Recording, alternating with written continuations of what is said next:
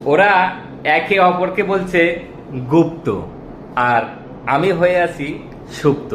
প্রিয় বন্ধুরা, আমাদের বাংলাদেশে কথার লড়াই রাজনীতির মাঠে শুরু থেকেই চলছে, এখন পর্যন্ত চলছে।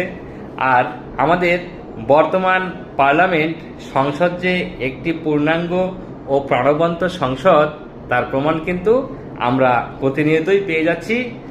সেই ধারাবাহিকতায় সংসদে বিএনপির একজন মাননীয় এমপি ফজলুর রহমান তিনি জামাতকে উদ্দেশ্য করে কথা বলেছেন যে কোনো মুক্তিযোদ্ধা পরিবারের সন্তান জামাত করতে পারে না। এর জবাবে জামাতের আমির তিনি বলেছেন যে ফজলুর রহমান গুরুতর অপরাধ করেছে, আমি কোন দল করব সেটা আমার নাগরিক অধিকার।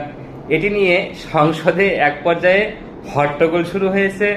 মাননীয় স্পিকার সকলকে শান্ত থাকার আহ্বান জানিয়েছেন, সকলকে শান্ত করেছেন, যাই যেভাবে হোক শান্ত করেছেন। স্পিকারের কথা হয়তো শুনেছেন, কিন্তু তুমুল বাকযুদ্ধ আমাদের সংসদে কিন্তু বয়ে যাচ্ছে।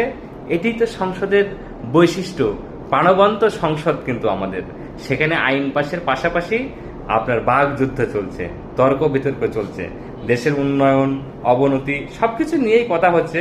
মাননীয় স্বরাষ্ট্রমন্ত্রী তিনি বলেছেন মে মাসে থেকে মাদক বিরোধী ও জুয়া বিরোধী অভিযান চলবে। মাননীয় প্রধানমন্ত্রী বক্তব্য দিচ্ছেন, বিভিন্ন মন্ত্রীরা বক্তব্য দিচ্ছেন, দেশে তেল সরবরাহ আছে এ নিয়ে বক্তব্য দিচ্ছেন, দেশে জঙ্গি আছে কিন্তু জঙ্গি হামলার সম্ভাবনা নেই সেটি নিয়েও বক্তব্য আসছে। এই তো আমাদের বাংলাদেশের পার্লামেন্ট চলছে, বাংলাদেশের রাজনীতি চলছে। সকলে সুস্বাস্থ্য ও দীর্ঘায়ু কামনা করে আমি দেবাশিস সরকার আজকের মতো এখানেই বিদায় নিলাম। সকলে ভালো থাকবেন, সুস্থ থাকবেন।